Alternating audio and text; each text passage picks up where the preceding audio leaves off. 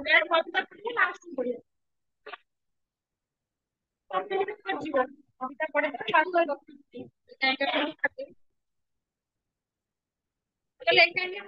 କବିତା ପଢିବ last 10 minute ଥିବ ଏକା ସରିଯିବ ଅଳ୍ପ ଅଛି ନା।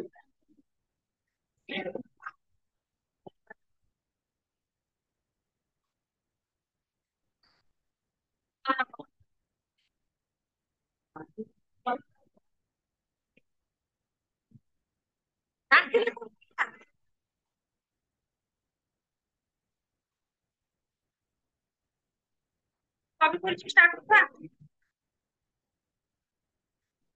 कविता पढ़ना कविता तो लास्ट को 10 मिनट पढ़ेगा फर्स्ट कविता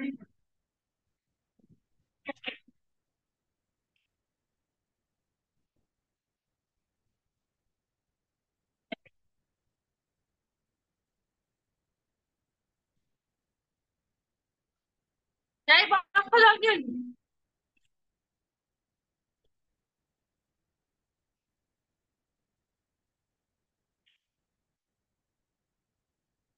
साहाड़ा वृक्ष बाहर दो साहाड़ा वृक्ष बही आंच ना ଯାହାର ପଛରେ ବହି ନାହିଁ ଏଠି ଦିଟା ବହି ଅଛି ଦେଇଦିଅ କବିତା ପଢା ହବ ନା ବୁଝିପାରିବେ ପଛରେ ବହି ଅଛି କାହିଁ ଯୋଉ ଗୋଟେ ଆଉ ସେକେଣ୍ଡ ବେଞ୍ଚରେ ଅଛି ବହି ସେଇଟା ତ ବହି ହଁ ପିଲାମାନେ ସାରା ରାସ୍ତା ଜାଣିଛ ଜାଣିଛ ହଁ ସାରା ମହାଭାରତ ଜାଣିନ ମହାଭାରତ କି ଜାଣିଛ ସାରା ରାସ୍ତା ଲେଖିଥିଲେ ଆଉ ସାରା ରାସ୍ତାକୁ ଏଇ ପାଟି ଚୁପ ସାରା ରାସ୍ତାକୁ ଆଦି କବି କାହିଁ କୁହାଯାଏ ଆଦି କବି ସାରା ରାସ୍ତା କୁହାଯାଏ ଆଦି କବି ମାନେ କଣ ଆଦି ଅର୍ଥ ପ୍ରଥମ ଯିଏ ହଉଛନ୍ତି ଓଡିଆ ସାହିତ୍ୟର ପ୍ରଥମ କବି ଆଦି କବି କଣ ପାଇଁ ନା ସେ ପ୍ରଥମ ମାନେ ମହାଭାରତ ରଚନା କରିଥିଲେ ପ୍ରଥମ ସାହିତ୍ୟ ସିଏ ହିଁ ରଚନା କରିଥିଲେ ଲିଖିତ ଭାବରେ ମହାଭାରତ ପ୍ରଥମେ ରଚନା ହେଇଥିଲା ଶାରଳା ଦାସ ପ୍ରଥମେ ମହାଭାରତ ରଚନା କରିଥିଲେ ବୋଲି ତାଙ୍କୁ ଆଦି କବି ଶାରଳା ଦାସ କୁହାଯାଏ ହେଲା ଶାରଳା ଦାସଙ୍କ ଘର କୋଉଠି ଜଗତସିଂହପୁର ଝଙ୍କଡ ନାଇଁ ଭିତରେ ପଢିଲେ ଜାଣିପାରିବେ ତାଙ୍କର ଜନ୍ମ ହଉଛି ଝଙ୍କଡ ବା ଜଗତସିଂହପୁର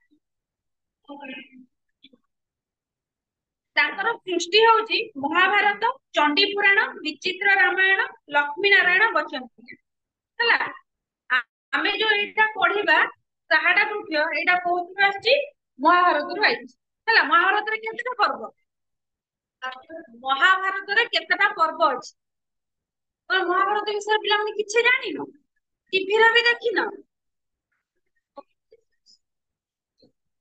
ଖାଲି ଗୀତ ଦେଖି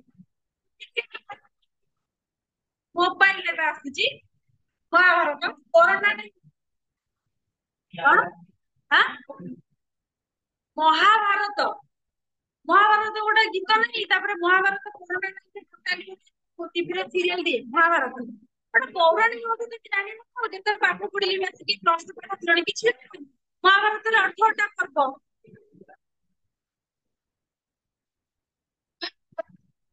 ହଁ ସେ ଜାଣିନାହାନ୍ତି ମାନେ ମହାଭାରତ କିଛି 18ଟା ପର୍ବ ଅଛି ଅଧ୍ୟାୟ ତା ଦେହରେ ପର୍ବ 18ଟା ପର୍ବ ହେଲା ଦେଖ ଶାରଳା ଦାସଙ୍କୁ ଓଡିଶାରେ ମାଟିର ମହାକବି ବା ଶୂଦ୍ରମୁନି ଭାବରେ ନାମିତ କରାଯାଇଛି ଶୂଦ୍ରମୁନି କାହିଁ କୁହାଯାଏ ଶୂଦ୍ରମୁନି ତାଙ୍କର ଜାତି ଥିଲା ଶୂଦ୍ର ହେଲା ଆଉ ସିଏ କଣ କରୁଥିଲେ ନା ମୁନି ଥିଲେ ମାନେ ଶାରଳା ଦାସଙ୍କ ପାଖରେ ମାନେ ବାବା ହେଇଥିଲେ ମୁନି ହେଲା ସେଥିପାଇଁ ତାଙ୍କୁ ଶୂଦ୍ରମୁନି କୁହାଯାଏ ଆଉ ମହାକବି କଣ ନା ମହାଭାରତ ରଚନା କରିଥିଲେ ଆଦି କବି କାହିଁ କୁହାଗଲା ନା ସେ ପ୍ରଥମ ସାହିତ୍ୟ ରଚନା କରିଥିଲେ ହେଲା ଜଗତସିଂହପୁର ଜିଲ୍ଲାର ଝଙ୍କଡ ଗ୍ରାମରେ ସେ ପଞ୍ଚଦଶ ଶତାବ୍ଦୀରେ ଜନ୍ମ ଲାଭ କରିଥିଲେ ପଞ୍ଚଦଶ ଶତାବ୍ଦୀ ମାନେ 1400 ରୁ 1500 ହେଲା ତାଙ୍କର ପିତୃ ପ୍ରଦତ୍ତ ନାମ ଥିଲା ସିଦ୍ଧେଶ୍ଵର ପରିଡ଼ା, ମାନେ ତାଙ୍କ ବାପା ତାଙ୍କୁ ଡାକୁଥିଲେ ସିଦ୍ଧେଶ୍ଵର ହେଲା। ଦେବୀ ସାରଳାଙ୍କ କୃପା ଲାଭ କରି କବିତ୍ୱ ପ୍ରାପ୍ତ ହୋଇଥିବାରୁ ତାଙ୍କର ପରବର୍ତ୍ତୀ ନାମ ହେଲା ସାରଳା ଦାସ। ମାନେ ତାଙ୍କ ବାପା ତାଙ୍କୁ ନାମ ଦେଇଥିଲେ ସିଦ୍ଧେଶ୍ଵର ପରିଡ଼ା, ଯେତେବେଳେ ପରବର୍ତ୍ତୀ ସମୟରେ ସେ କଣ ନା ସାରଳା ଦେବୀଙ୍କର ଶରଣାପନ୍ନ ହେଲେ, ତାପରେ ସାରଳାଙ୍କ ନାଁ ଅନୁସାରେ ତାଙ୍କ ନାଁ ହେଲା ସାରଳା ଦେବୀ ହେଲା। କଣ ନା ସାରଳା ଦେବୀଙ୍କର ମାନେ ସେବା କରୁଥିଲେ ବା ଦାସଙ୍କ ଥିଲେ ବୋଲି ତାଙ୍କ ନାଁ ହଉଛି ସାରଳା ଦେବୀ। ସେ ଥିଲେ ଓଡିଆ ସାହିତ୍ୟର ଆଦି କବି। ତ ଲୋକଭାଷାକୁ ସାହିତ୍ୟିକ ଭାଷାରେ ମର୍ଯ୍ୟାଦା ପ୍ରଦାନ କରି ସେ ବିଶାଳ ମହାଭାରତ ଗ୍ରନ୍ଥ ରଚନା କରିଥିଲେ। କାରଣ ଦେଖ, ଆମର ଯାହା ବି ଓଡିଆ ସାହିତ୍ୟରେ ରୀତି ନୀତି ପରମ୍ପରା, ତାପରେ ଆମ ଭାରତ ବର୍ଷରେ ଯାହା ସବୁ ଯୋଉଠି ତୀର୍ଥ ସ୍ଥାନ ଅଛି, ସବୁ ମାନେ ଲେଖା ଅଛି କୋଉଥିରେ ନା ମହାଭାରତରେ ସବୁ ଲେଖା ଅଛି ହେଲା। ମୂଳ ସଂସ୍କୃତ ମହାଭାରତର ଆଧାରରେ ଲିଖିତ ହୋଇଥିଲେ ହେଁ ଆପଣାର ଅଲୌକିକ ପ୍ରତିଭା ତଥା ଦିବ୍ୟ ପରିକଳ୍ପନା ଶକ୍ତିର ସହାୟତାରେ ସେ ସେଥିରେ ଅନେକ ନୂତନ କାହାଣୀର ସଂଯୋଜନା କରି ଏକ ସମ୍ପୂର୍ଣ୍ଣ ମୌଳିକ ଗ୍ରନ୍ଥ ରଚନା କଲେ। ଆମର ଯୋଉ ଯୋଉଟା ଅଛି ସଂସ୍କୃତ ମହାଭାରତ, ସଂସ୍କୃତ ମହାଭାରତ କିଏ ରଚନା କରିଥିଲେ? ବ୍ୟାସଦେବ। ଫକୀର ମୋହନ ସେନାପତି କୋଉଠୁ ଆଇଲେ ସେତେବେଳେ? ବ୍ୟାସଦେବ ରଚନା କରିଥିଲେ ସଂସ୍କୃତ ରାମାୟଣ ହେଲା। ଇଏ ସେଉଥିରୁ ଅନୁକରଣ କରିକିନି ମାନେ ଆଙ୍କ ମନରୁ କିଛି ମାନେ ଯାହା କଣ ନା ଗୋଟେ ଇଏରୁ ଯେମିତି ଆମର ହିନ୍ଦୀ ଫିଲ୍ମରୁ ଓଡିଆ ଡବିଂ ହଉଛି, ମାନେ ସେମିତି ସେ ସଂସ୍କୃତ ରାମାୟଣରୁ ମାନେ କିଛି ଆଣିକି ତାଙ୍କ ମନରୁ କିଛି ବାହାର କରିକି ଲେଖିଥିଲେ କଣ ନା ମହାଭାରତ। ମାନେ ସଂସ୍କୃତ ଯୋଉ ମହାଭାରତର ଶ୍ଲୋକ ହଉଛି ଲକ୍ଷେ ଲକ୍ଷେ 1 ଲକ୍ଷ, କିନ୍ତୁ ଯୋଉ ଆଙ୍କର ସାରଳା ଦାସଙ୍କ ମହାଭାରତର ଶ୍ଲୋକ ସଂଖ୍ୟା ହଉଛି 140 ହେଲା। 140 ଶ୍ଲୋକ ସଂଖ୍ୟା ହେଲା। ତାପରେ ଆଙ୍କର ବି ଥିଲା ଯୋଉଟା କଣ ନା ଯୋଉ ବ୍ୟାସଦେବ ଯୋଉଟା ଲେଖିଥିଲେ ମାନେ ଯୋଉ ସ୍ତ୍ରୀ ପର୍ବ, ଏଟା ସିଏ କଲେ ନାରୀ ପର୍ବ। ଆଉ ଗୋଟା କଲେ କଣ ନା ମହାପ୍ରସ୍ଥାନିକ ପର୍ବକୁ ଇଏ କରିଥିଲେ କୌସ୍ତିକ ପର୍ବ। ଏମିତି ସବୁ ଟିକେ ଟିକେ ଚେଞ୍ଜ କରିକି ଲେଖିଥିଲେ।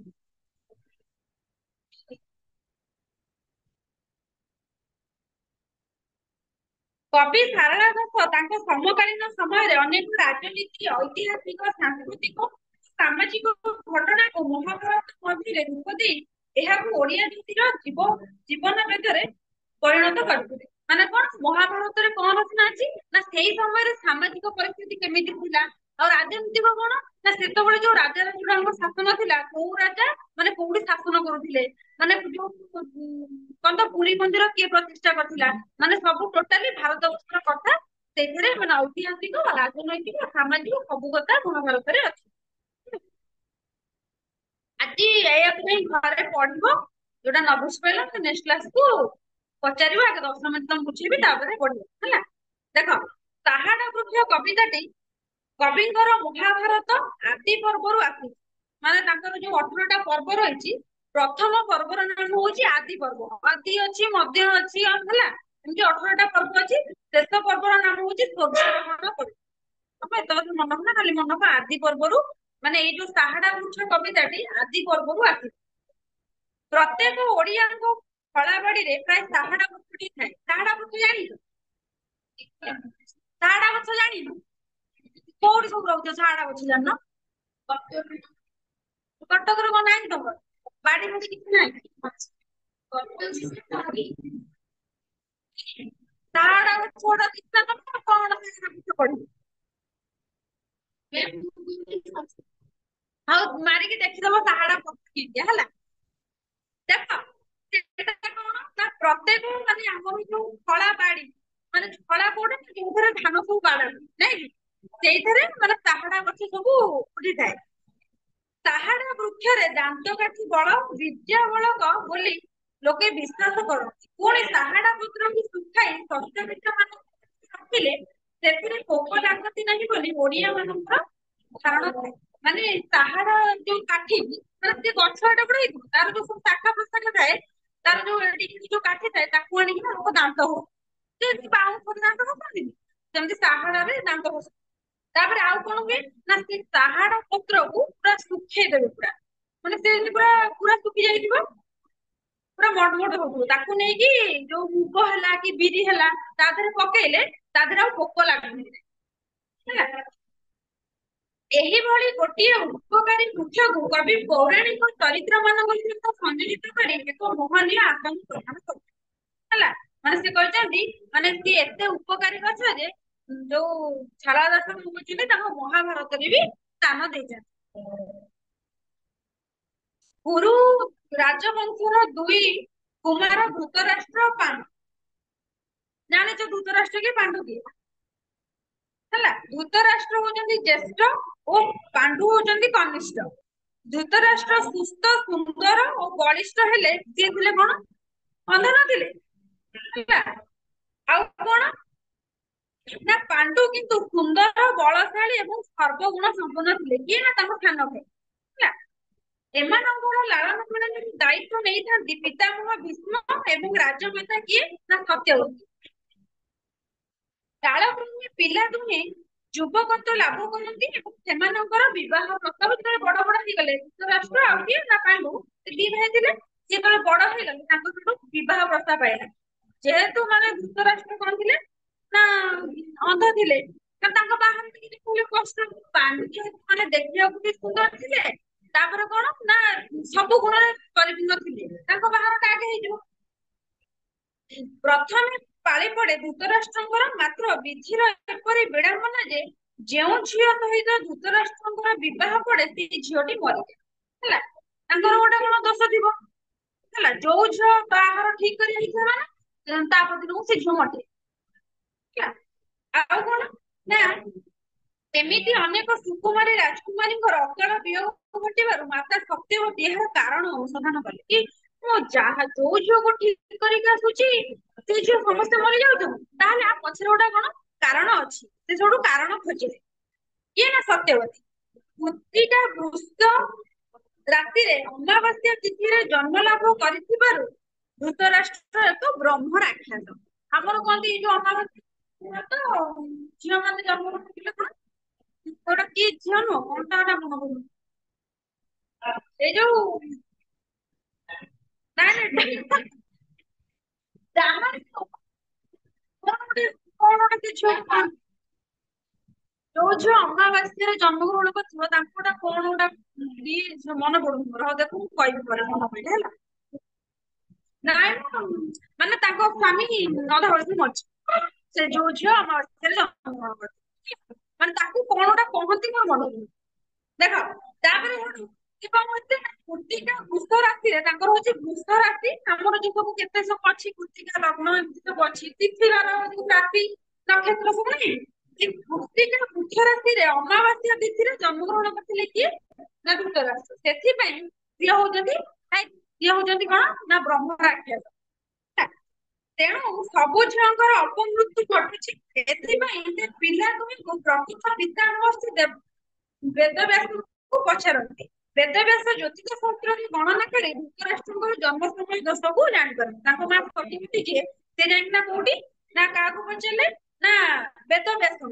ବେଦବ୍ୟାସଙ୍କୁ ପଚାରିଲେ, କହିଲେ କି ଆଉ ମାନେ ବ୍ୟାସ ଦେବ ପଚାରିଲେ କି ଆଉ ମୋ ପୁଅର କି ଦୋଷ ଅଛି କି ଜାତକ, ଯେମିତି ଆମର ଜନ୍ମ ସମୟରେ ସମୟକୁ ନେଇକି ଜାତକ ତିଆରି ହୁଏନି ସେମିତି ସେ ନେଇ ଜାତକ ଦେଖେଇଲେ, କହିଲେ କଣ ଆର ମାନେ ଦୋଷ ଅଛି କୁହ। ଯୋଉ ଝିଅ ସବୁ ଝିଅ ମରିଯାଉଛନ୍ତି ଗୋଟେ ବ୍ୟାସ ସବୁଠୁ ମାନେ ଜ୍ୟୋତିଷ ବିଦ୍ୟା ଦ୍ଵାରା ଜାଣିପାରିଲେ କଣ ନା ଏହିପରି କିଛି ଦିନ ଅତିକ୍ରାନ୍ତ ହେବା ପରେ ଥରେ ମହର୍ଷି ବେଦବ୍ୟାସ ଗାନ୍ଧାର ଦେଶର ରାଜା ଗାନ୍ଧାରଙ୍କ ରାଜ୍ୟକୁ ପରିଭ୍ରମଣ କରିବାକୁ ଯାଇଥିଲେ।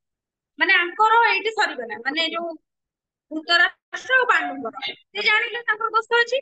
ଏବେ କଣ କଲେ ବ୍ୟାସଦେବ ଯାଇଛନ୍ତି କୋଉଠିକି ନା ଗାନ୍ଧାର ଦେଶକୁ ଯାଇଥିଲେ, ସେଠି ପରିଭ୍ରମଣ କରୁଥିଲେ। ଏଠି ଗୋଟେ ଝିଅ ଅଛି ଯେ ବ୍ରହ୍ମ ରାକ୍ଷସୀ।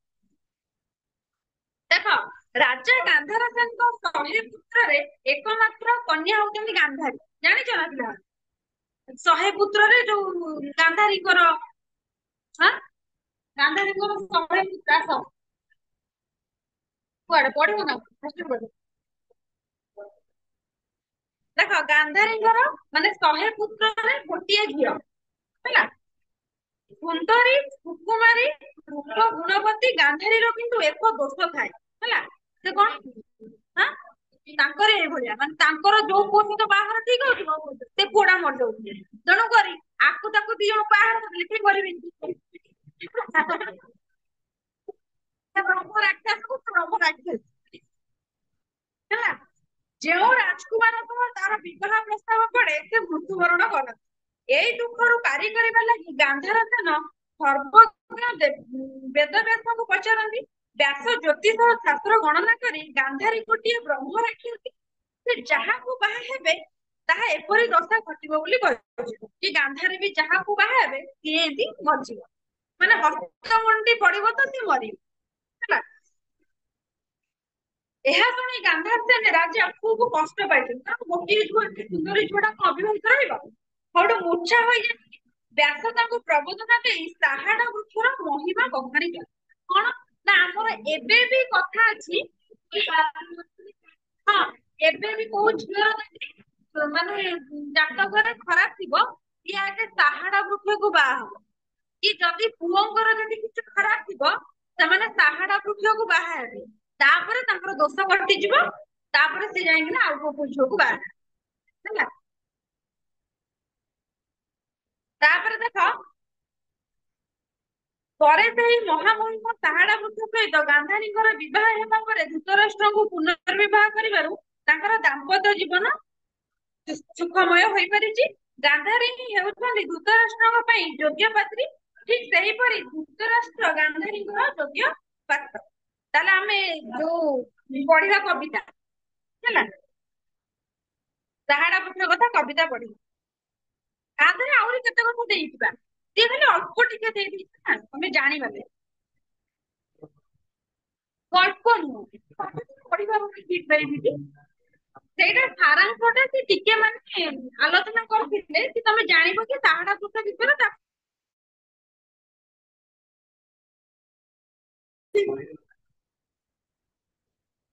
ନାଇଁ ସେ ସାରାଂଶଟା ପଛରେ ଅଳ୍ପ ଦେଇଥିଲେ, ଫାଷ୍ଟ ଜାଣିବ। ଦେଖ ଗୋଲକ ବୃକ୍ଷ କରତାର ରଥଚକ, ମହାକଳପ ବୃକ୍ଷ ସେ ଘରଣୀ ମହାପାତ। ହେଇଛି ସାହାଡା ବୃକ୍ଷକୁ ଗୋଲକ ବୃକ୍ଷ। କରତାର ରଥ ଚକ, କରତା ଅର୍ଥ କିଏ? କରତା ହଉଛନ୍ତି ସୂର୍ଯ୍ୟ ଦେବତା ହେଲା। କଷ୍ଟ ଶବ୍ଦ ସବୁ ଲେଖିଛି। କରତା ହଉଛନ୍ତି ସୂର୍ଯ୍ୟ ଦେବତା। ସୂର୍ଯ୍ୟ ଦେବତା ଯୋଉ ରଥରେ ଯାଆନ୍ତି ସେ ରଥର ଚକ କୋଉ କାଠରେ ହୁଏ ନା ସାହାଡା ଗଛର କାଠରେ ହୁଏ।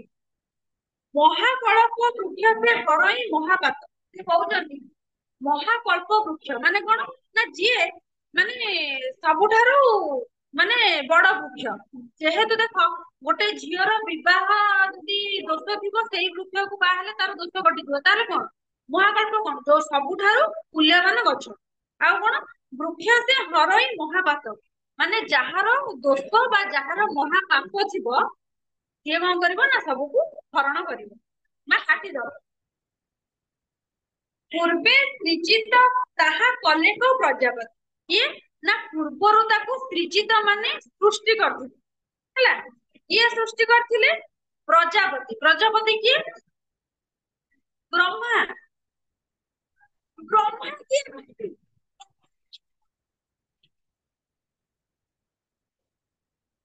ପ୍ରଜାପତି କିଏ ନା ସାହାଡା ବୃକ୍ଷକୁ ପୂର୍ବରୁ ବ୍ରହ୍ମା ସୃଷ୍ଟି କରିଥିଲେ। ଦୋଷୀ କନ୍ୟା ହୋଇଲେ ତାକୁ ବିବାହ କରିବ ଯୁଗତି ହେଲା। ଯଦି ଯିଏ ଦୋଷୀ କନ୍ୟା ହେଇଥିବ ଯଦି ସାହାଡା ବୃକ୍ଷକୁ ବିବାହ କରିବ ତାହେଲେ ସେ ଯୁଗ ଯୁଗ ପାଇଁ କଣ କରିବ ନା ଅମର ହବ। ତା ମହାପାପ କ୍ଷୟ ହେଇଯିବ। ଗାନ୍ଧାର ସେନ ବୋଇଲା ଏ ବୃକ୍ଷ ଅଛି ମୋହର ନବର ମଝି ଥାନେ ହେଲା। ନବର ମଝି ଥାନେ ମାନେ ଗାନ୍ଧାର ସେନ ଏଠୁ କଣ କହୁଛନ୍ତି ନା ବ୍ୟାସଦେବ ଫାଷ୍ଟ କହୁଛନ୍ତି କାହାକୁ ନା ଗାନ୍ଧାର ସେନ। ଏଇ ଯୋଉ କବିତା ଟା କିଏ କହୁଛନ୍ତି ନା ଗାନ୍ଧାର ସେନ କହୁଛନ୍ତି। ଯୋଉ ବ୍ୟାସଦେବ କହୁଛନ୍ତି ଗାନ୍ଧାର ସେନ ଯେତେବେଳେ ଏଇଟି କଥା କହିଲେ ତାପରେ ଗାନ୍ଧାର ସେନ କହିଲେ ଏଇ ଯୋଉ ତମେ ସାହାଡା ବୃକ୍ଷ କଥା କହୁଛ ସେ ସାହାଡା ବୃକ୍ଷ ମୋ ଯୋଉ ନର ନବର ମାନେ ଯୋଉ ନର ଘରର ମଝିରେ ଏଇ ମୋର ବୃକ୍ଷ ଅଛି ହେଲା। କିଏ କହିଲେ? ଗାନ୍ଧାର ସେନ କହିଲେ। କାହାକୁ କହିଲେ? ବ୍ୟାସଦେବ ହେଲା। ମୁଁ ତାହାକୁ ମୁନି ହୋ ପୂଜା କରଇ ନୀତି ଦିଏ। ସିଏ ମୋର ମାନେ ଘରର ମଝିରେ ସେଇ ଗଛ ଅଛି, ମୁଁ ତାକୁ ସବୁଦିନେ ପୂଜା କରେ ହେଲା। ବ୍ୟାସ ପ୍ରତିବାଚ ତୁ ଭାଗ୍ୟବନ୍ତ ରାଜା। ବ୍ୟାସ ପ୍ରତିବାଚ କଲେ କି ତୁ ହଉଛୁ କିଏ ନା ଭାଗ୍ୟବନ୍ତ ରାଜା, କାରଣ ଏତେ ମହାକଳ୍ପ ବୃକ୍ଷକୁ ମାନେ ତମେ ସବୁଦିନ ପୂଜା କରୁଛ ବା ଦର୍ଶନ କରୁଛ। କିସ ଫଳ ଅଛି ତୁ ସାହାଡା ବୃକ୍ଷ କରୁ ପୂଜା, ମାନେ ଯୋଉ ବ୍ୟାସଦେବ ପଚାରିଲେ କି ଏଇନା ଆମେ ଗୋଟେ ଗଛ ପୂଜା କରୁଛୁ, ତୁଳସୀ ଗଛ କି ବେଲ ଗଛ ପୂଜା କରୁଛୁ, ଆମେ ତାର ଗୋଟେ କିଛି ମାହାତ୍ମ୍ୟ ଜାଣିଥିବା ବୋଲି ଆମେ ନହେଲେ ବାଉଁଶ ଗଛକୁ କାଇଁ ପୂଜା କରୁଛୁ, ମନ୍ଦାର ଗଛକୁ କାଇଁ ପୂଜା କରୁନେ, କାଇଁ ବେଲ ଗଛକୁ ପୂଜା କରୁଛୁ, ଆମେ ଜାଣିଛୁ ବେଲ ହଉଛନ୍ତି ଶିବଙ୍କର ପ୍ରିୟ, ସେଥିପାଇଁ ଆମେ ବେଲ ଗଛକୁ ପୂଜା କରୁ। ସେ ସେମିତି କହିଲେ, ବ୍ୟାସଦେବ କହିଲେ କି ତମେ କଣ ପାଇଁ ଏଇ ସାହାଡା ବୃକ୍ଷକୁ ପୂଜା କରୁଛ, ତାର ଫଳ କଣ ତମେ ଜାଣିଛ? ଗାନ୍ଧାର ସିଂହ ପ୍ରତିବାଦ ସେ କରତାର ରଥଚ ହେଲା। ଗାନ୍ଧାର ସିଂହ କହିଲେ ମୁଁ ତାକୁ ପୂଜା କରୁଛି କାରଣ ସିଏ ସୂର୍ଯ୍ୟଙ୍କର ରଥର ଚକ ହୁଏ। ସେ ଆସ ସିଏ ହଉଛନ୍ତି କଣ ନା ମହାକଳ୍ପ ବୃକ୍ଷ, ସେଥିପାଇଁ ମୁଁ ତାକୁ ପୂଜା କରେ। ଦର୍ଶନେ ହରଇତେ ଅଶିଷ୍ଟ କୋଟି ପାପ, ତାକୁ ଯିଏ ଦର୍ଶନ କରିବ, ତାକୁ ଯିଏ ସାହାଡା ବୃକ୍ଷକୁ ଯିଏ ଦର୍ଶନ କରିବ, ତାର କଣ ନା କୋଟି କୋଟି ଯଦି ପାପ କରିଥିବ ସେ ପାପ ସବୁ କ୍ଷୟ ହୋଇଯିବ।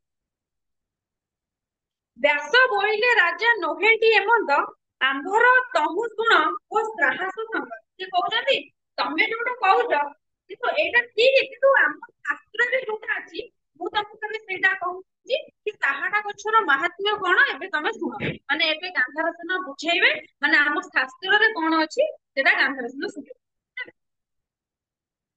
ଯଦି ବୁଝିପାରିଲ ପୁରା ଭଲସେ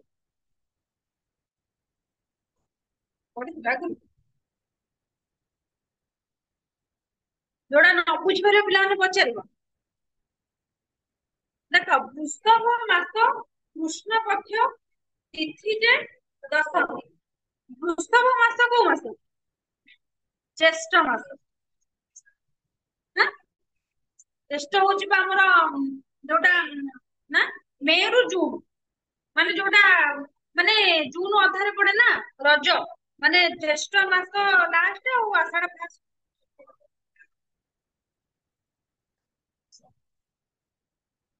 ସେଟା ବର୍ଷା ହବ ବୋଧେ ନାଇଁ?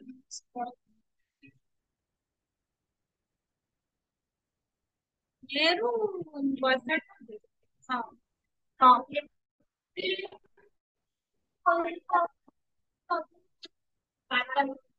ଏପ୍ରିଲ ମେ, ମେ ଅଧାରୁ ଜୁନ ଅଧା, ଆଉ ଜୁନ 14 ଜାଣିଥିବ। ମେ ରୁ ଜୁନ। ସେଟା ବୋଧେ ସେଟା ହବ ସେ ଖରା ଦିନ ଟିକେ ନାଇଁ। ହଁ ଆମର ଇଂରାଜୀରେ କଣ ଜାନୁଆରୀ ଫେବୃଆରୀ ମାର୍ଚ୍ଚ ଏପ୍ରିଲ, କିନ୍ତୁ ଓଡିଆକୁ ଅଧା ଅଧା ନାଇଁ। ତାପରେ ଋତୁ ଗୁଡା ବି ସବୁ ମାନେ ଅଧା ଅଧା ପଡେ। ଓଡିଆରେ ସବୁ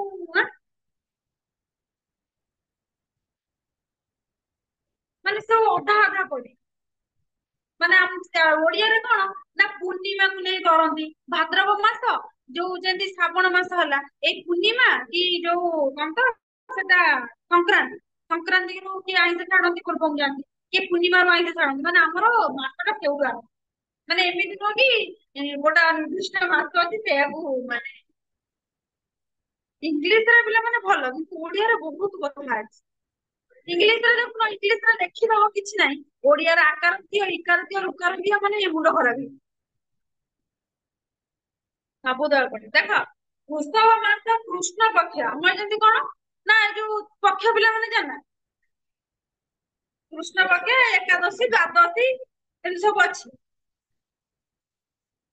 ତମେ ବି ଶୁଣିଛ ମୁଁ ଶୁଣିଛି, ମୁଁ କଣ ଜ୍ୟୋତିଷ ଜାଣିନି। ଦେଖ ବୃଷଭ ମାସ ବା ଜ୍ୟେଷ୍ଠ ମାସ କୃଷ୍ଣ ପକ୍ଷ ତିଥି ଯେ ଦଶମୀ, ମାନେ କୃଷ୍ଣ ପକ୍ଷ ଦଶମୀ ଦିନ, ଆମର ଯେମିତି ଦଶମୀ ଏକାଦଶୀ ଦ୍ୱାଦଶୀ ଏମିତି ନଥାଏ, ସେମିତି ଦଶମୀ ଦିନ ଗୁରୁବାର ଶତଭିସା ନକ୍ଷତ୍ର, ମାନେ ସେଇଦିନ ହେଇଥିଲା ଗୁରୁବାର ହେଲା। ଗୁରୁବାର ପିଲାମାନେ ଜାଣିଛ? ଗୁରୁବାର ଶତଭିସା ନକ୍ଷତ୍ର ହେଲା। ଯୋଉ ଆମର ଯୋଉ କଣ କହିଲ ପିଲାମାନେ, ଏଇ ଯୋଉ ଆମର ରାଶିରେ ସବୁ ଥାଏ ଜ୍ୟେଷ୍ଠା, ହଁ ଆଷାଢ ଏମିତି ସବୁ ଥାଏ, ଯୋଉ ସେ ଶତଭିସା ନକ୍ଷତ୍ର ବିଜୟ ବିଶ୍ଵନାଥ ସ୍ବାମୀ ଆଇ, ମାନେ ବିଶ୍ଵନାଥ ସ୍ବାମୀ କିଏ ନା ଶିବ। ଶିବ ବାହାରିଲେ କୋଉଠିକି ନା ସେଇଦିନ ଗୋଟେ ଭଲ ଦିନ ଦେଖିକି ବୁଲିବାକୁ ବାହାରିଲେ ହେଲା। ଆଗକୁ ପଢିବନି କହିବି ସବୁ ଗୀତ କହିଦେବି ଆଗକୁ ପଢିବ କଣ? କୁଆଡେ ବୁଲିବାକୁ ଯିବେ ଯିବେ କୋଉଠି କହିଲ ଏ କଣ ବିଷ ନା ଦଶହରାରେ କଟକ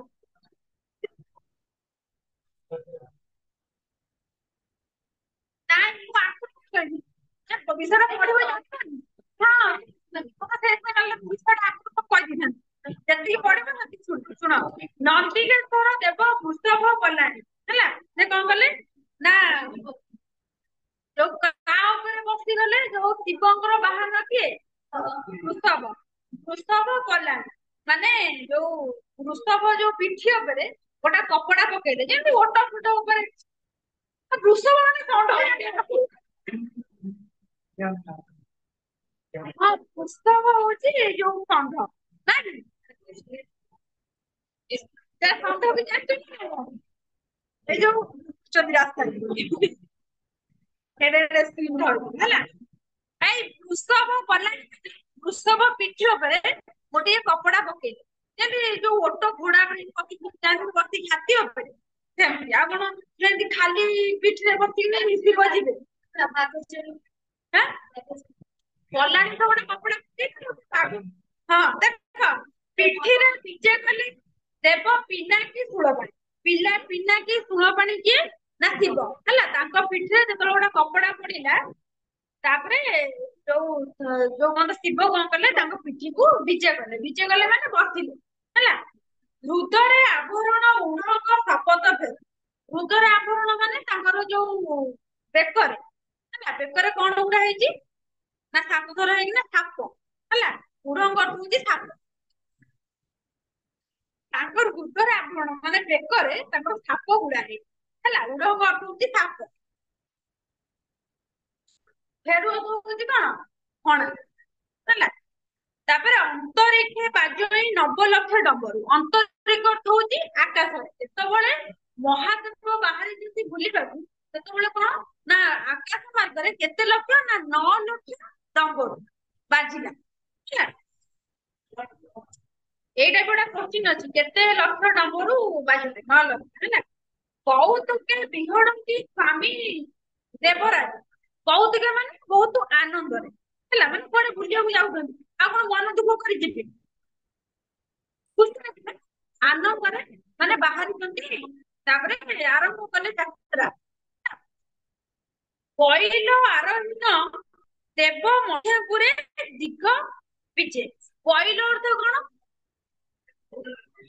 ହଁ ପଇଲ ଅର୍ଥ ବି ହଉଛି ସେଇ ଯୋଉ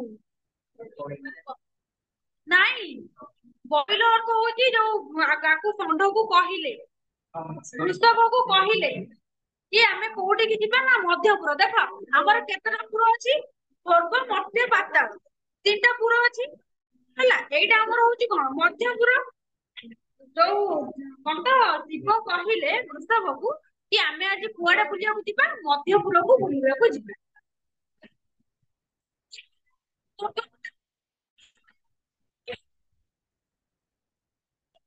ଅନେକ ତୀର୍ଥପତି ଆସନ୍ତି ସୁଢଳେ ମାନେ କଣ ସେ ଯେତେବେଳେ ବୁଲନ୍ତି ଅନେକ ତୀର୍ଥ ବାଟରେ ପଡେ ସବୁକୁ ଦର୍ଶନ କରି ସୁଢଳେ ମାନେ ଢଳି ଢଳି ଆସିବା ହେଲା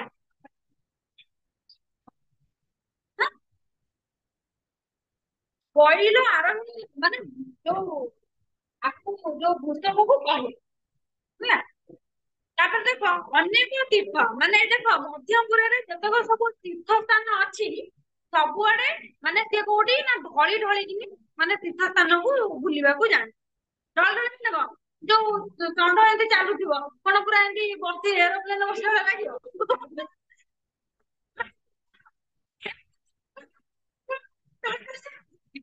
ହେଲା ସୁଢଳ ଅର୍ଥ ଢଳି ଢଳି ଯିବା ହେଲା ଚଳନ୍ତି ମହେଶ୍ଵର ବୈତରଣୀ ନଦୀ କୂଳେ ଯାଇକି ସବୁ ତୀର୍ଥ ଦର୍ଶନ କରିକି ନା ଲାଷ୍ଟ କୁ କୋଉଠି ଯାଇକି ବୈତରଣୀ ନଦୀ କୋଉଠି କୋଉଠି ତମ ଏରିଆ କୋଉଠି ଯାଜପୁର ବା ବୈତରଣୀ ନଦୀ କହିବ ମୁଁ କହିବି ତମେ ଶୁଣିବ ତମେ କହିବ ମତେ ହଁ ତା ଖାଇ କୋଉଠି ନା ବୈତରଣୀ ନଦୀ ଯାଜପୁରରେ ଯାଇକି ନା ତା କୂଳରେ କହୁଛି ହେଲା। ତାହାଡା ବୃକ୍ଷ ଗୋଟିଏ, ଶୁଣ ଏଇଠୁ ବିଷୟ ଆରମ୍ଭ ହେଲା, ଶୁଣ। ତାହାଡା ବୃକ୍ଷ ଗୋଟିଏ ଅଛି ବାମଗତି ଲାଗି। ଯେତେବେଳେ ମାନେ ଶିବ ଯାଉଛନ୍ତି କୋଉଠିକି, ନା ନଦୀ କୂଳକୁ ଯାଉଛନ୍ତି, ବୈତରଣୀ ନଦୀ କୂଳକୁ। ତାଙ୍କର ଗଲା ବେଳେ ମାନେ ରାସ୍ତା କଡରେ ଯାଉଥିବ, ବାଁ ପଟେ ଡାହାଣ ପଟେ ଗଛ ଥିବ, ଯଦି ବାଁ ପଟରେ ଗୋଟିଏ ତାହାଡା ବୃକ୍ଷ ଥିଲା ହେଲା। ପତ୍ର ଗୋଟିଏକୁ ବଇଲ ମଥାରେ ଘେନିଲା କବେ। ବଇଲ ଅର୍ଥ ହଉଥିଲା ବାଁ ପଟ, ଲେଫ୍ଟ ହେଲା। ମୁଁ ବଢିଆ ସେଇ ତମ ପାଇଁ ଆଉ ହେଲା।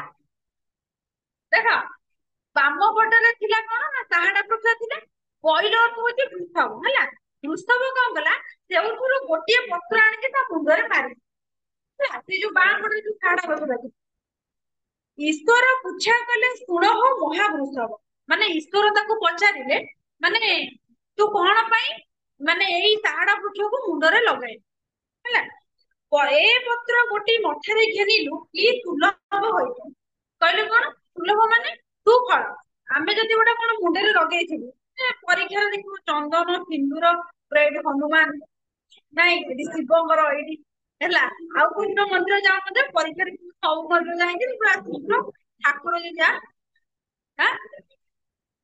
ମୁଁ ଡେଲି ଯାଏ ନ ଯାଏ କିନ୍ତୁ ପରୀକ୍ଷାରେ ମୁଁ ସବୁଦିନ ଲଗେଇକିନା ଯିବି ହେଲା। ଠାକୁର ଭଲ ପାଠ ମନ ପକେଇଥିବେ ହେଲା। ଆଉ କିଛି ମାନେ କପି ଫପି ନୁହଁ, କିଛି ମନେ ପଡିଯାଉଛି ପାଠ ପଢିଛି ମନେ ପଡିଯାଉଛି। ସେଦିନ ପୁରା ସକାଳୁ ଉଠି ଦୀପ ହିପ ନାହିଁ ଚାଲ ମନ୍ଦିର ହେଲା। ହଁ ସିଏ କଳସ ଦଶମ ଯାକେ, ଦଶମ ପରେ ଆଉ କଳସ ଫଳସ ବସେନା। ଦେଖ ସେ କଣ କଲେ ନା, କହିଲେ କି ତୁ ଯୋଉ ତାହାଡା ବୃକ୍ଷ ଆଣିକି ଯୋଉ ମୁଣ୍ଡରେ ଲଗେଇବୁ ତତେ କି ଶୁଭ ଫଳ ମିଳିବ ହେଲା। ବୃଷଭ ବୋଇଲା ଦେବ ବାମେ ଯେବେ ତାହାଡା ବୃକ୍ଷ ଥାଇ ପତ୍ର ଗୋଟାଏକ ଶିରେ ଘେନିଲେ ଅମୃତ ଯୋଗାଡ ପାଇ। ମାନେ ବୃଷଭ କହିଲା କି ଯୋଉ ପ୍ରଭୁ, ମୁଁ ଜାଣିଛି କି ଯେତେବେଳେ ତମେ ଯାଉଥିବ ବାମ ପଟରେ ଯୋଉଠି ତାହାଡା ବୃକ୍ଷ ଥିବ, ଯଦି ତାର ଗୋଟିଏ ପତ୍ର ଆଣି ମୁଣ୍ଡରେ ଲଗେଇବ ତାହେଲେ ତମକୁ ସବୁ ସୁସ୍ୱାଦୁ ଖାଦ୍ୟ ମିଳେ, ମାନେ ଭଲ ଖାଦ୍ୟ ମିଳେ ହେଲା। ଅମୃତ ଅମୃତ ଯୋଗାଣ ମାନେ ଭଲ ଖାଦ୍ୟ ହେଲା।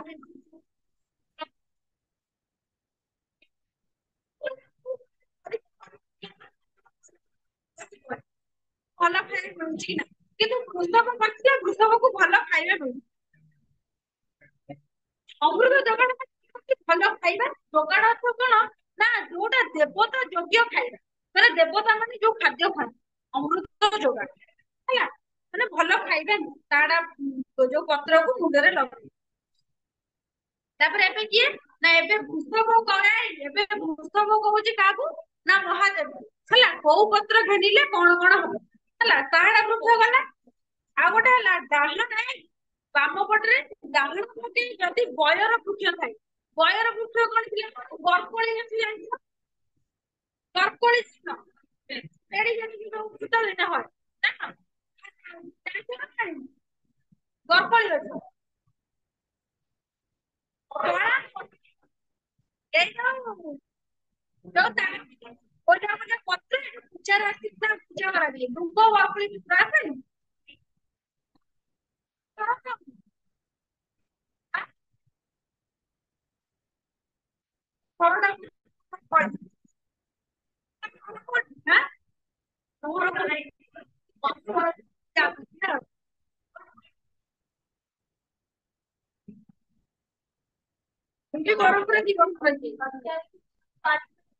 ନାଇଁ ତାକୁ ପିଲାମାନେ ବରକୋଳି ପତ୍ର ଗୁଡା ଦେଇଦବ, ମାନେ ସରସ୍ୱତୀ ପୂଜା ହେଲେ ତାକୁ ଗୋଟେ ବରକୋଳି ପତ୍ର ଦେଇଦବ ହେଲା।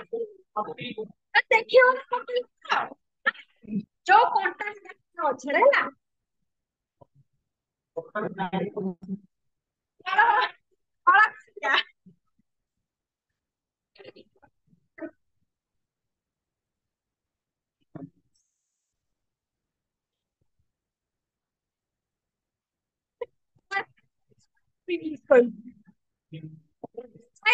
ଯୋଉ ପିଲାମାନେ ତମ ଟିକେ ନହେଲେ ୟୁଟ୍ୟୁବରେ ମାରିକି ସର୍ଚ୍ଚ କରି ଦେଖିଦବ ହେଲା, ବରକୋଳି ଗଛ।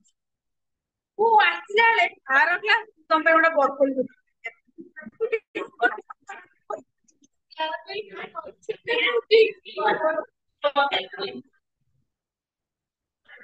କୋଳକୁ ଫୁଲରୁ।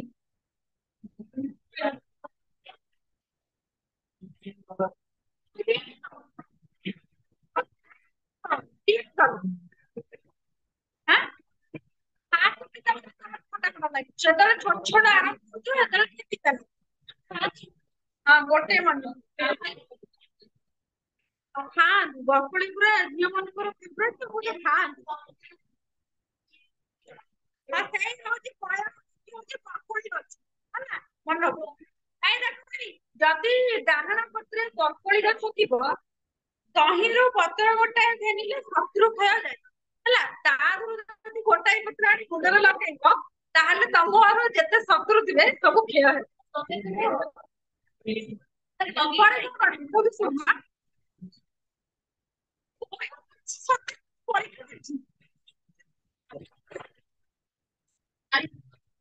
ହେଇବା ତହିଁରୁ ମାନେ ତା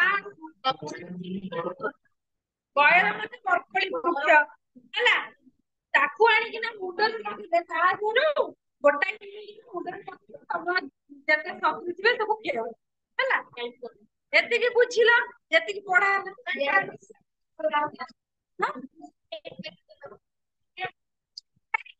ଏଇ ମୂଳରୁ ଯୋଉ ଯାଏ ପଢା ହେଲା ଟିକେ ଦେଖିଲ କୋଉଠି ଡାଉଟ ଅଛି। ମୁଁ ନହେଲେ ପଢେଇ ପଢେଇ ଯାଉଛୁ ନା ଭୁଲି ଭୁଲି ଯାଉଛି ବିଟ୍ ବାଇ ବିଟ୍ ପଢ।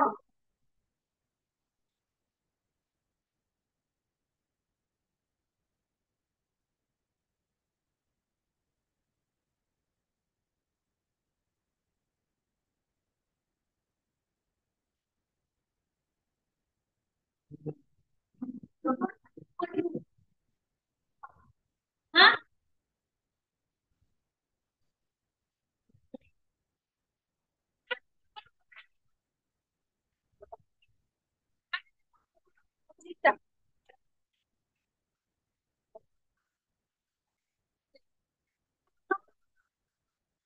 ତା ମଝିରେ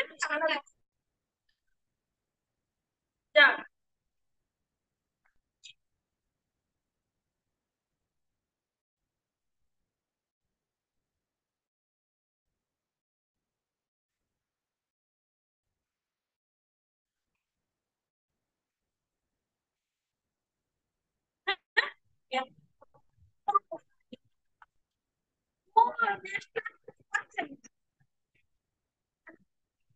ମୁଁ ଯାଇକି ଅର୍ଥ ପଢିଲି ସେ ଅର୍ଥ ପଚାରିଲି।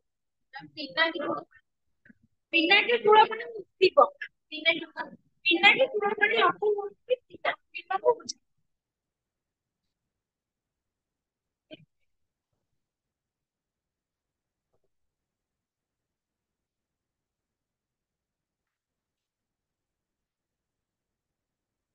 ସେଟା ପଚାରେ।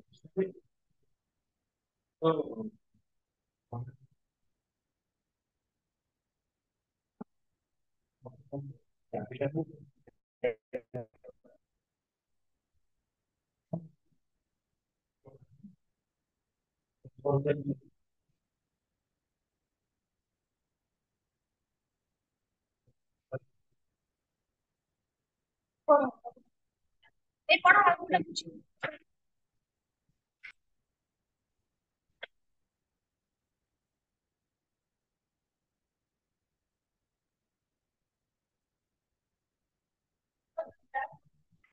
ପୂର୍ବରୁ ସୃଷ୍ଟି କରିଥିଲେ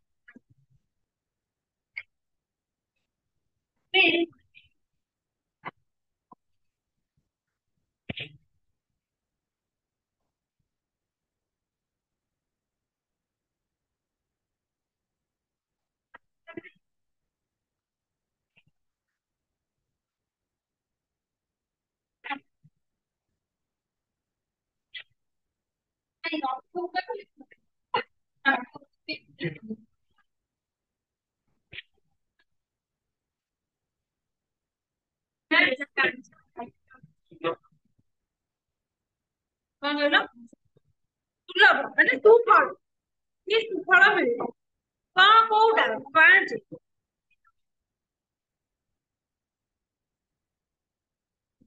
ଏଇଟା ହଉଛି ଗାନ୍ଧାରାସନ ପ୍ରତିବାଚକ କରତାର ପ୍ରକୃତ ଏଇଟା ତ ଆଁ? ଯେତେବେଳେ ସିଏ ପଚାରିଲେ ବ୍ୟାସଦେବ ପଚାରିଲେ ବ୍ୟାସଦେବ ପଚାରିଲେ କି ତମେ ଏଇ ଗଛ କଣ ପାଇଁ ପୂଜା କରୁଛ ଇଏ ପ୍ରତିବାଚୀରେ ଗାନ୍ଧାରୀ ପାଇଲେ ଇଏ ହଉଛି ଗରଦାର ରଥଚକ, ମାନେ ଇଏ ହଉଛି ମୁଁ ଜାଣିଛି ଯେ ସୂର୍ଯ୍ୟଙ୍କର ରଥଚକ, ସେଥିପାଇଁ ମୁଁ ତାକୁ ପୂଜା କରୁଛି ହେଲା। ଦର୍ଶନ କର ଅଶିଷ୍ଟ କୋଟି ପାପ, ତାକୁ ଯିଏ ଦର୍ଶନ କରିବ ତାର ଯେତେ କୋଟି କୋଟି ଯଦି ପାପ କରିଥିବ ତାହା କ୍ଷୟ। ଯେମିତି ହଁ, ଯେମିତି ଆମେ ଜାଣିଛୁ ଲିମ୍ବ ଗଛରେ ଜଗନ୍ନାଥ, ମାନେ ଜଗନ୍ନାଥଙ୍କ ଦାରୁ ଲିମ୍ବ ଗଛ, ଆମେ କଣ ନା ଲିମ୍ବ ଗଛକୁ ପୂଜା କରୁ କି ବେଲ ଗଛକୁ ପୂଜା କରୁ ନା ନାଇଁ? ସେମିତି।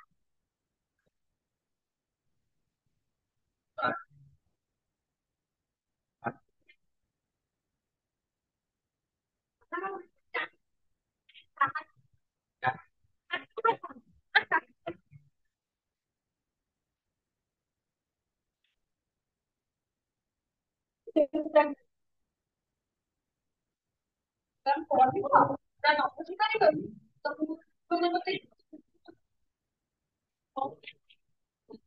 ହଁ ଏଇଟା ଆମ୍ଭର ତମର କଣ କର ଏଇଟା ଏଇ ବ୍ୟାସଦେବ କହୁଛନ୍ତି କି ତମେ ତ ଏମିତି ଶାସ୍ତ୍ର କିନ୍ତୁ ହଉଛି କରଦାର ରଖୁଦେବ, ତ କୋଉଟା ଶାସ୍ତ୍ରରେ ଅଛି ସେଇଟା ମୁଁ ତମକୁ ଏବେ କହୁଛି, ତମେ ମୋ ଠାରୁ ଶୁଣ।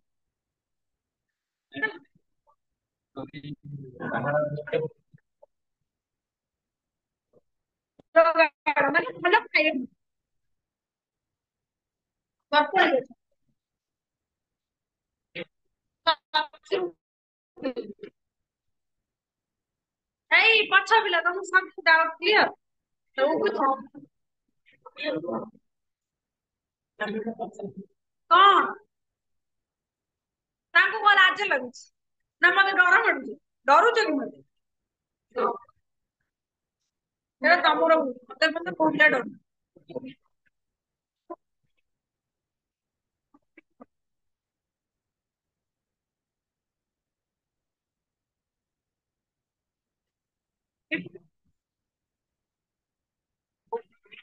ତମ ଟଙ୍କା କିଛି ତ ପଛରେ କହିଲେ ଯୋଉ ଲଙ୍କ ସିଟ୍ ପଡିବ 5 ମାର୍କିଆ, ତା ଦେହରେ ମାନେ 2 ମାର୍କ ହଉଛି କପି ପରୀକ୍ଷା, 3 ମାର୍କ ହଉଛି ପାଠ। ହଁ ଆଗେ ନାଇଁ ମାନେ କପି କରିଛ, ସେଟା କପି କରିଛ ପ୍ଲସ୍ ପଏଣ୍ଟ ହେଲା। କପି କରିଛଲେ ତମେ କଣ ଲେଖିବ, ଏଇ ଯୋଉ ମୁଁ କହିଲି ଖାର ରଚନା କରିଛନ୍ତି କୋଉଠି ଜନ୍ମଗ୍ରହଣ କରିଥିଲେ, ଜନ୍ମଗ୍ରହଣ ନ କରିଥିଲେ ଲେଖିବା ଦରକାର ନାହିଁ, ତାଙ୍କର ସୃଷ୍ଟି ସମୟ ମାନେ ସିଏ କଣ କଣ ଲେଖିଛନ୍ତି, ଏଇ ଯୋଉ ବିଷୟଟା କୋଉ ବିଷୟରୁ ଆସିଛି, ତାଙ୍କ କଣ ମହାଭାରତର ଯୋଉ ଆଦି ପର୍ବରୁ କପି କରିଛି ଏତିକି ଲେଖିବ, ତାପରେ କଣ ବିଷୟ ଷ୍ଟାର୍ଟ। ସହଜ ପଡିଥିବ, ସହଜ ଦେଖ ଗୋଟେ କ୍ୱେଶ୍ଚିନ୍ ପଡିଥିବ, ଯୋଉ ସାହାରା ବୃକ୍ଷର କବିତାର ସାରମର୍ମ ଲେଖ, ପଡିଥିବ। ତମେ କଣ ଟୋଟାଲି ସାର କଥା ଟୋଟାଲି ସବୁ କଥା ତା ଦେହରେ ଲେଖିବ ଅଳ୍ପ ଅଳ୍ପ ହେଲା। ତା ଦେହରେ first ଲେଖିବ, ଏଇ ଶୁଣ, ସାହାରା ବୃକ୍ଷ କବିତାଟି କିଏ ରଚନା କରିଥିଲେ? ସାରଳା ଦାସ। ଆଦି କବି ସାରଳା ରଚନା ଅଛନ୍ତି, ମାନେ ଏମିତି ଲେଖିବ ଆଦି କବି ସାରଳା ଦାସ ମହାଭାରତରୁ 18ଟା ପର୍ବ ମଧ୍ୟରୁ ଆଦି, ହଁ, ଆଦି ପର୍ବ ହଉଛି ଅନ୍ୟତମ। ଆଦି ପର୍ବରୁ ଆଉ ଶାରଳା ଦାସଙ୍କର ଆଉ 4ଟି ମାନେ ଅଛି କଣ ନା ଲେଖା ଅଛି, ସେଟା ଯୋଉ ଚଣ୍ଡୀ ପୁରାଣ, ପିଲଙ୍କା ରାମାୟଣ ଏ ସବୁ ଲେଖିବ ହେଲା। ମୁଁ ତମକୁ ଡାକି ଦଉଛି ସେଥିପାଇଁ ଟେନସନ ହେଲା। ଆଉ ମାନେ ଅଳ୍ପ ଅଳ୍ପ ଲେଖିବ, ଇଏ ଯେମିତି କବି ପରିଚୟ ଏତେ ଦେଇଛି ସେମିତି ଲେଖିବ। ଆଦି କବି ବା ଶୂଦ୍ରମୁନି, ମାନେ ଯୋଉଟା ମେନ୍ ମେନ୍ ଇମ୍ପୋର୍ଟାଣ୍ଟ, କାରଣ 3 ମାର୍କ 3 କି 4 ବୁଝିଲ ଭାଇ।